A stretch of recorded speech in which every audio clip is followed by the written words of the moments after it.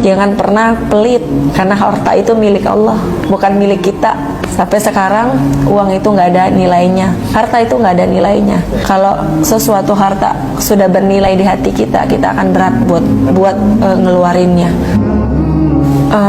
Menurut kita ya, sepanjang yang kita jalanin usaha, dalam usaha itu kita tuh pertama mendahulukan hak orang lain.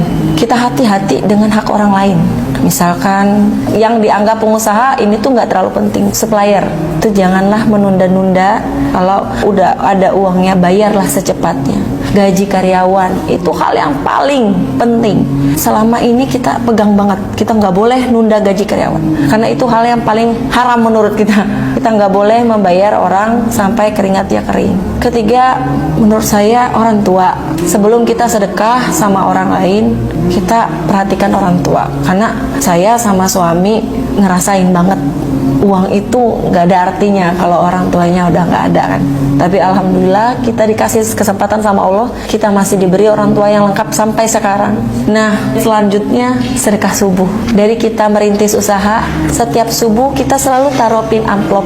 Karena suami kalau udah sholat subuh pasti dia tuh nitipin ke kotak amalnya atau ke penduduk-penduduk sekitar. Padahal pada saat itu kita pun susah. Bahkan pernah kita punya tabungan dalam amplop untuk beli rumah. Pada saat itu subuh ya, memang kejadian subuh, ada yang butuh, kita kasihin aja itu amplop dan uang-uangnya kita nggak tahu ya, lumayan ya karena udah tiap hari dikumpulin. Padahal di situ masih ada tulisan untuk beli rumah, pakai emoticon senyum. Jangan pernah pelit, karena harta itu milik Allah, bukan milik kita. Sampai sekarang uang itu nggak ada nilainya, harta itu nggak ada nilainya. Kalau sesuatu harta sudah bernilai di hati kita, kita akan berat buat ngeluarinnya. Untuk karyawan kita wajib waktu sholat 5 waktu. 5 waktu.